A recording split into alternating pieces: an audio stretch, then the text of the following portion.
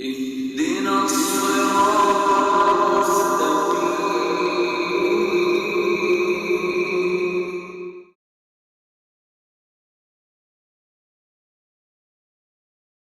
Dear brothers and sisters, arguably the most difficult question of faith is theodicy, is the question of why.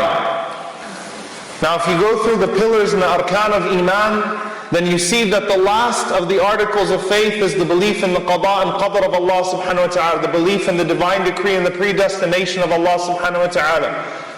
But that is the pillar, as Abdullah bin Abbas radiallahu anhu says, that if a person establishes it, then they establish their tawheed, and if a person destroys it, then they destroy their tawheed. It is the most difficult thing to wrap our heads around, the most difficult things for our hearts to accept, the most difficult thing for us to stomach when we see tragedies unfolding before our eyes, the way we see Aleppo, Halab unfolding before our eyes.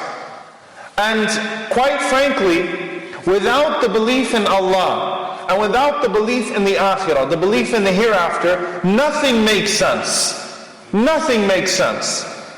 Interestingly enough, when you go through the Quran, Allah stresses belief in Allah and belief in the hereafter. You don't see stress as much as you do on those things in belief in al-qada wal-qadr, belief in divine decree, even though that is the pillar in the article that most people will struggle with. And there is a very important reason for that. Because just as without a strong belief in Allah and the hereafter, nothing makes sense, with a strong belief in Allah and the hereafter, everything makes sense. Everything is digestible. Everything is acceptable. Everything is tranquil. Even in the greatest times of chaos and havoc, everything can be resolved with the belief in Allah and with the belief in the hereafter. And that's why Allah stresses it. When Allah subhanahu wa ta'ala says, "Man amana billahi wal yawm al-akhir," whoever believes in Allah and the last day, everything comes in between those two. So He sends His angels to His messengers with messages to preach the belief in Allah and the belief in the hereafter. And that resolves the problem of that question. So when we talk about the believers and those that go through difficulty in this life and are unfairly tormented for their belief in Allah or never see the fruits of their faith in this world, then we remember that as Allah tells us in the Quran, إِنَّ اللَّهَ لَا يُضِيعُ أَجْرَ الْمُحْسِنِينَ, Allah does not let the good deeds of the believers go to waste. Two implications in there. Number one, a God who rewards. Number two, a time after this time in which that reward would be fully realized. Or إِنَّمَا يُوَفَّى الصَّابِرُونَ أَجْرَهُمْ بِغَيْرِ حِسَابٍ. When a person suffers, whether that suffering is something that's due to a disease or an illness, or it's due to oppression or transgression, إِنَّمَا يُوَفَّى الصَّابِرُونَ أَجْرَهُمْ بِغَيْرِ حِسَابٍ. Allah will not let their patience go unrewarded. Allah will reward their patience in ways that cannot be quantified. But then what about on the other side, those that transgress and the oppressors? وَلَا تَحْسَبَنَّ اللَّهَ غَافِلًا عَمَّا يَعْمَلُ الظَّالِمُونَ. Do not think that Allah is unaware of what the oppressors do. إِنَّمَا يُؤَخِّرُهُمْ لِيَوْمٍ. Allah delays them to a day. As the Prophet ﷺ says, إِنَّ اللَّهَ لَيُمْلِي لِلظَّالِمِ حَتَّى إِذَا أَخَذَهُ لَمْ يُفْلِتْهُ. That Allah delays the oppressor until He snatches him and He never lets him go.